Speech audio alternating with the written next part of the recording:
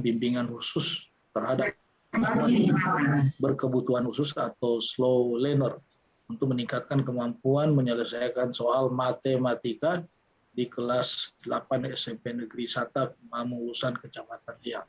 Seperti apa yang direncanakan oleh Saudari Francisca, silakan saya beri waktu yang seefisien mungkin, sesingkat mungkin, sesuai dengan petunjuk dan arahan yang sudah disampaikan maupun juga tadi oleh Bu Penguji untuk efisiensi waktu.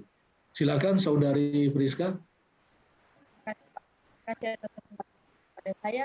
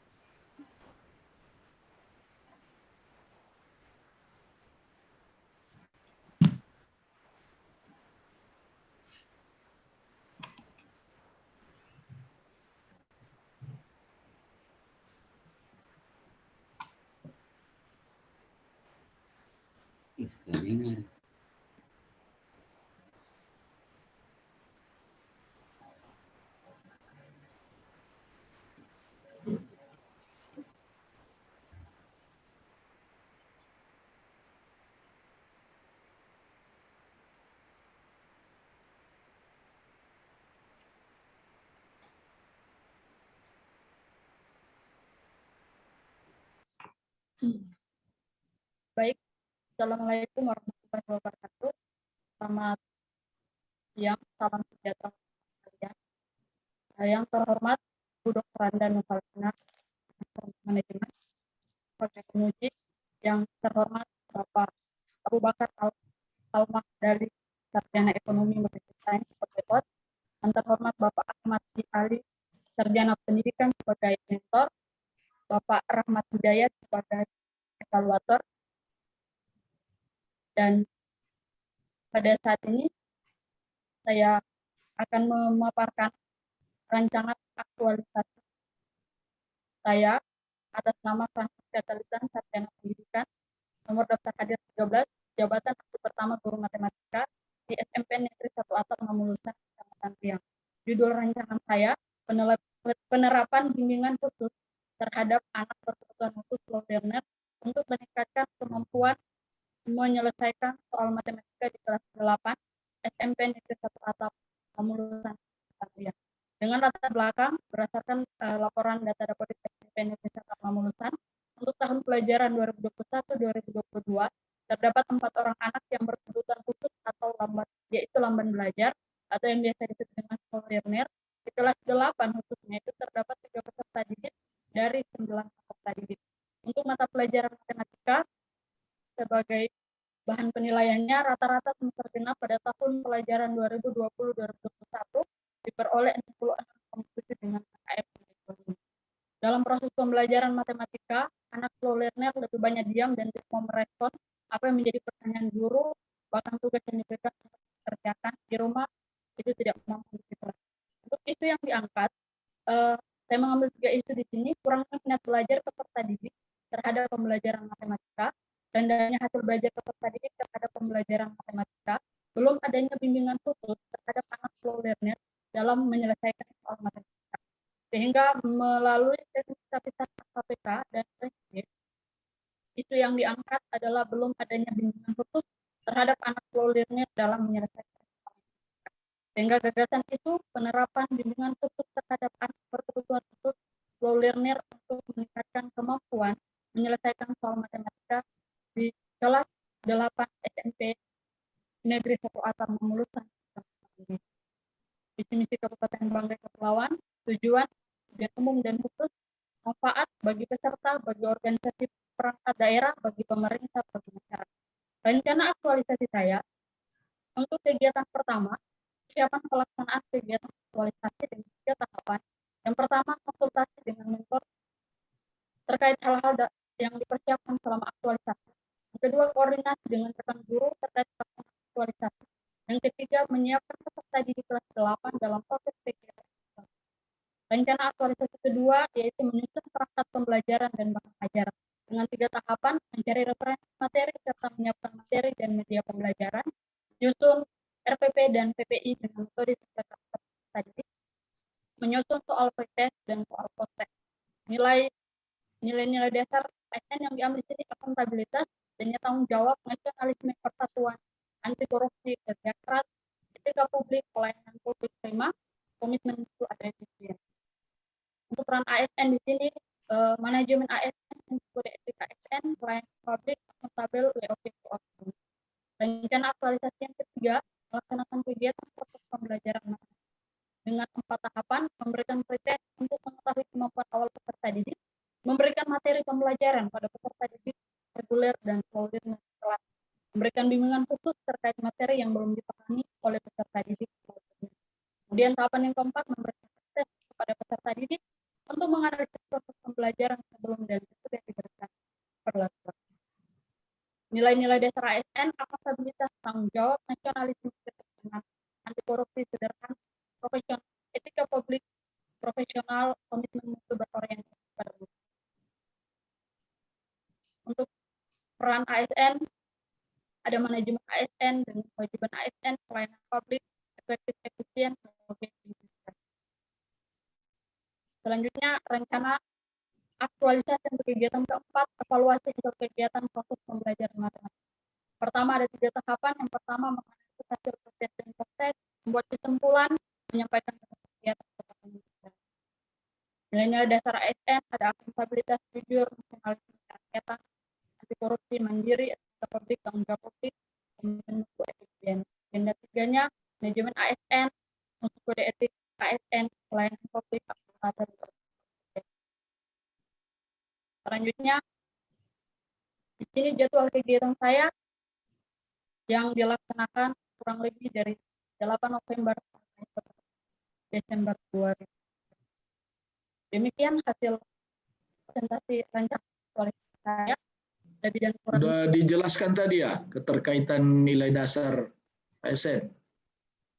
Ya Pak, keterkaitan nilai dasar ASN melalui untuk kegiatan kedua adanya manajemen ASN. Di sini saya mengambil ada fungsi kode etik ASN.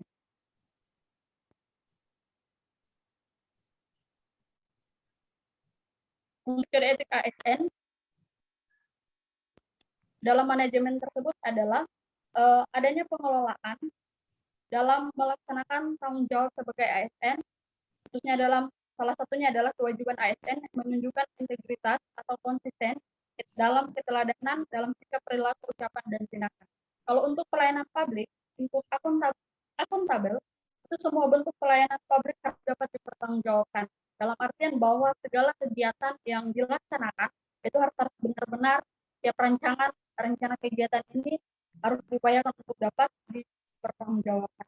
Kemudian ada koordinasi, yaitu adanya pengembangan strategi dalam kolaborasi bersama dengan kepala sekolah sebagai mentor, bersama dengan guru, bahkan orang tua peserta didik, khususnya dalam pembimbingan anak slow learner yang merupakan hal yang mungkin susah, tetapi dengan adanya kolaborasi diharapkan mampu untuk memberikan pembimbingan yang baik buat anak slow learner atau lamban belajar.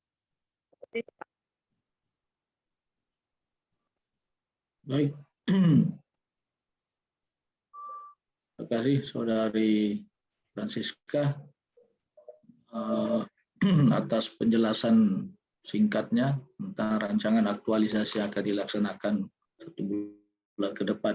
Selanjutnya, Pak Ahmad Syali bisa memberikan dukungan penguatan terhadap apa tadi yang disampaikan tentang bimbingan bagi anak-anak ataupun siswa yang berkebutuhan khusus. Silakan Pak Ahmad Syali.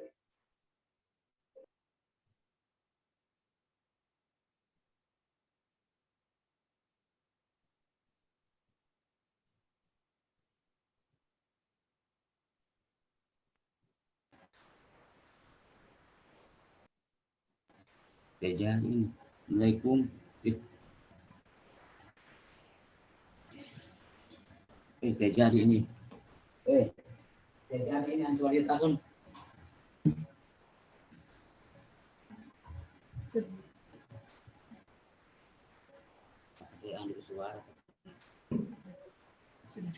Assalamualaikum warahmatullahi wabarakatuh. Waalaikumsalam.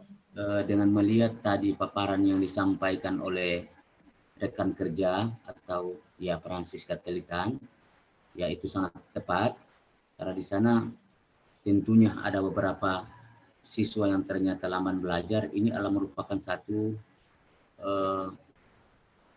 pekerjaan yang sangat berat, di mana yang seharusnya bahwa siswa tersebut pada dasarnya itu harus pada sekolah luar biasa. Tapi sudah begitulah karena dalam ketentuan bahwa setiap peserta didik itu mempunyai, setiap warga negara mempunyai hak dan kewajiban untuk melaksanakan pendidikan.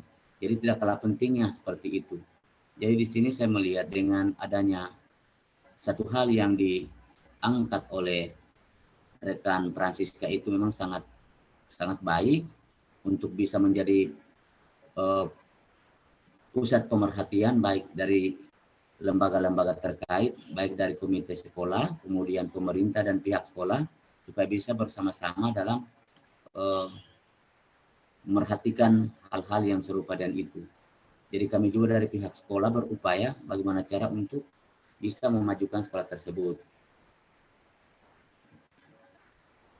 Ya, terima kasih.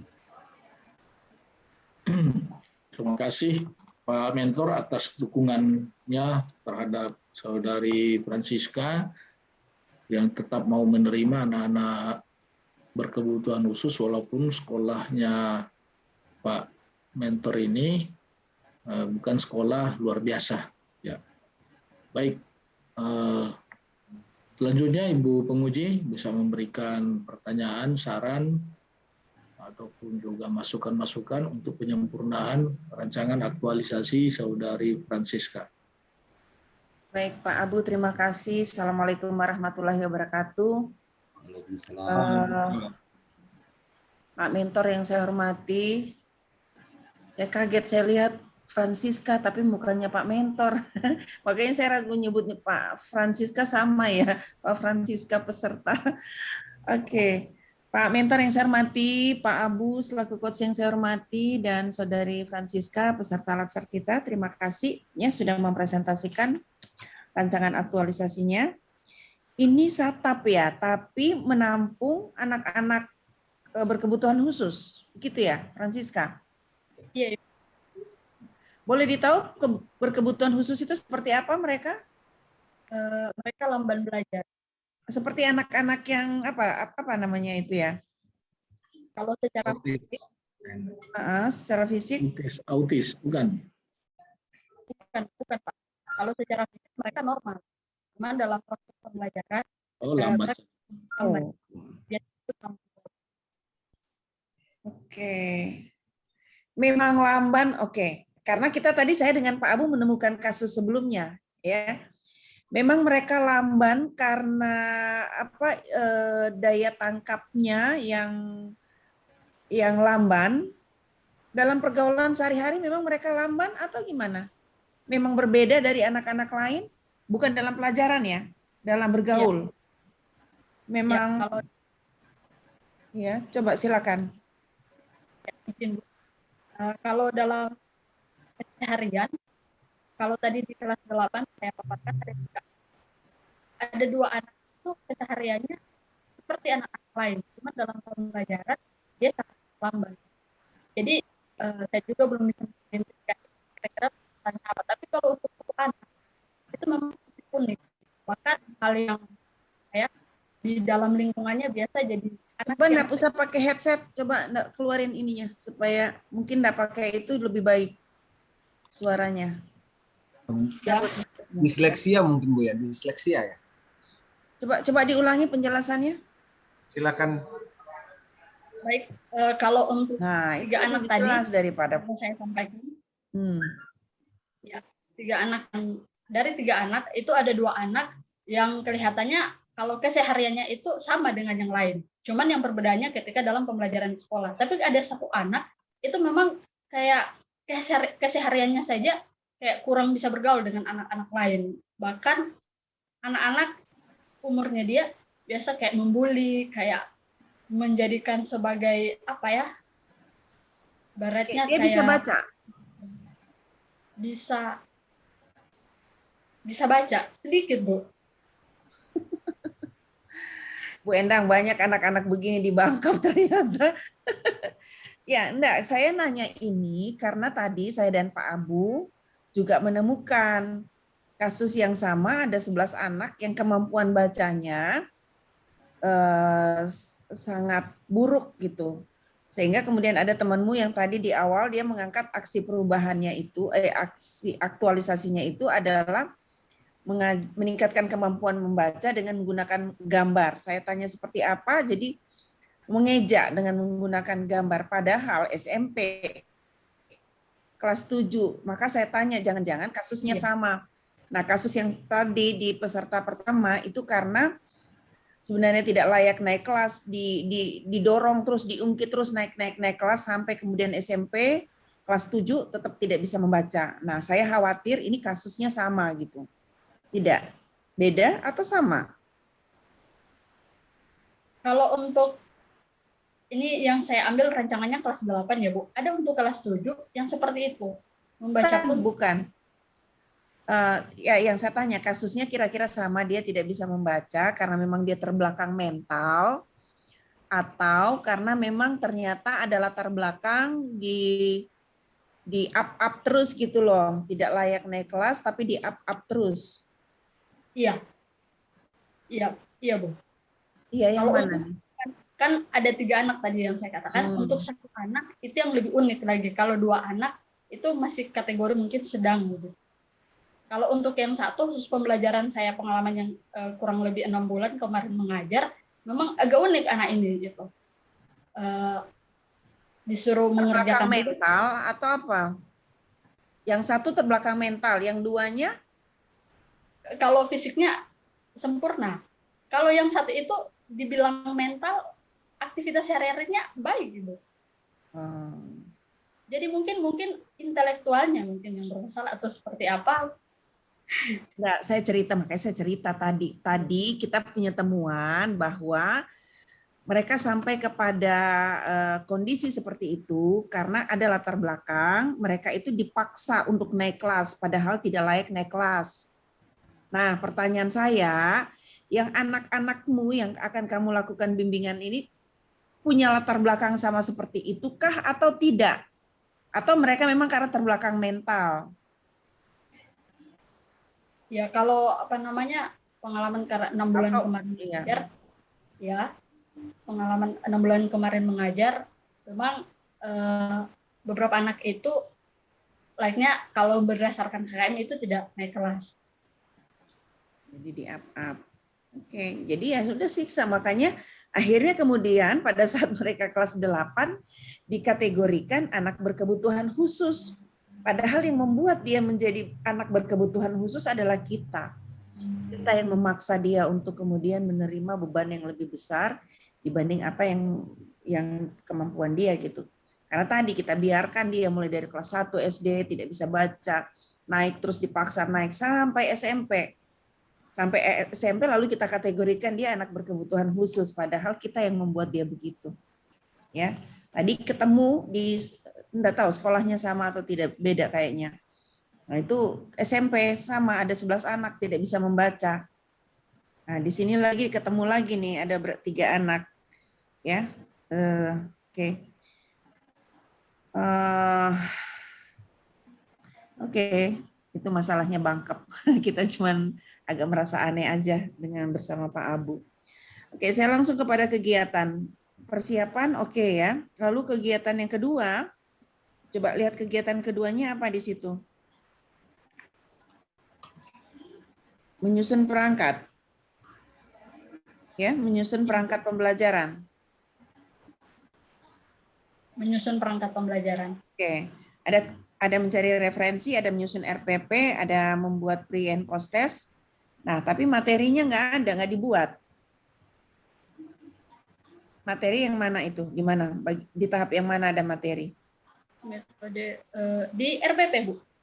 Kalau RPP itu kan sudah menyusun dengan materi di dalam. RPP itu bahan ajarnya jadi. Iya, kan RPP langkah-langkah pembelajaran, lampirannya itu sudah materi pembelajarannya, Bu. Sudah materi pembelajaran. Oke, referensinya keluarin aja, ya. Mencari referensi itu pasti otomatis. Lalu pembelajaran pretest, materi, memberikan bimbingan, post-test, oke. Evaluasi. Oke, saya kira itu yang terakhir saya ingin kamu jelasin kembali bagaimana kamu akan mengimplementasikan peran dan kedudukan ASN itu, ya, mengimplementasikannya dalam kaitannya, ya, melakukan pembimbingan tadi terhadap anak berkebutuhan khusus. Singkat saja, tadi sudah, tapi saya belum nangkap betul. Silakan. Baik, terima kasih, Bu. Untuk mengimplementasikan, di situ peran ASN, ada manajemen ASN, ada pelayanan publik, ada WOG. Jadi dalam manajemen ASN itu ada pengelolaan yang baik, ya, ada pengelolaan yang baik dalam mempersiapkan proses pembelajaran gitu. Jadi sebagai guru harus benar-benar siap, khususnya dalam perangkat pembelajaran, untuk media pembelajaran, agar semua dapat berjalan dengan sesuai aturannya gitu. Kalau gurunya siap, ada kemungkinan nanti pasti siswanya juga tidak siap gitu. Sehingga dibutuhkan manajemen yang baik dalam proses pembelajaran itu. Kemudian dalam pelayanan publik, sebagai seorang guru harus benar-benar memiliki jiwa untuk melayani anak-anak gitu. Walaupun mereka hanya anak-anak, tapi itu tanggung jawab kita sebagai guru untuk melayani mereka. Agar supaya anak-anak ini benar-benar diberikan pelayanan yang baik, khususnya dalam matematika. Matematika mungkin pembelajaran yang agak sulit. Banyak yang mengatakan guru-guru matematika itu sangar. Tetapi pelayanan publik dalam mengimplementasikan nilai ASN ini bahwa harus benar-benar memiliki hati untuk melayani. Dalam anak slow learner tadi dibutuhkan kesabaran, dibutuhkan hati yang benar-benar mau untuk memberikan pembelajaran yang terbaik buat anak-anak. Kemudian dalam WOG, nah di dalam proses pengelolaan tentunya seorang guru tidak bisa bekerja sendiri, harus adanya kerjasama. Sehingga di sini dibutuhkan bimbingan kepala sekolah, bahkan rekan guru lainnya, bukan cuma untuk matematika saja, tapi untuk pembelajaran lainnya juga, sehingga ada saling masukan. Gitu. Mungkin anaknya terbatas di matematika, tapi untuk pembelajaran lainnya itu. Jadi butuhkan kolaborasi dan juga bimbingan dari orang tua. Karena walaupun guru sudah berupaya, tapi kalau di rumahnya juga diabaikan, tentunya itu tidak akan terlaksana dengan baik. Kurang lebih seperti itu. Oke, baik, saya kira cukup. Terima kasih buat Francisca, ya. Ya, mudah-mudahan ini bisa diselesaikan masalahnya dan mendapatkan perhatian khusus. Terima kasih. Assalamualaikum warahmatullahi wabarakatuh. Waalaikumsalam warahmatullahi wabarakatuh. Terima kasih Bu penguji, terima kasih Pak Mentor, terima kasih Bu Endang, juga terima kasih kepada Saudari Francisca. Rancangan aktualisasinya mudah-mudahan berjalan lancar di bawah bimbingan Pak Mentor, Pak Ahmad Syali. Nanti insya Allah 1 bulan ke depan kita ketemu lagi di sini untuk melihat apa saja yang sudah dilakukan selama 1 bulan itu. Baik, selamat bekerja, semoga sehat selalu. Pada akhirnya mari kita beri aplaus yang meriah kepada Saudari Francisca. Terima kasih. Bila taufiq, assalamualaikum warahmatullahi wabarakatuh. Sejahtera untuk kita semua. Saya serahkan kembali ke Rahmat Hidayat. Oke, terima kasih Pak Abu Bakar dan Ibu Dr. Anda Novalina sudah mengisi sesi ujian kali ini, dan terima kasih Pak Ahmad Syali sudah mendampingi Ibu Francisca dan Ibu Endang selaku Kasubdiklat di Bangkep. Dan sesi ujian telah berakhir. Untuk itu saya persilahkan kepada Pak Ahmad Syali dan Ibu Francisca untuk meninggalkan ruangan ujian ini. Kita akan berganti pada peserta berikutnya. Terima kasih. Assalamualaikum warahmatullahi wabarakatuh.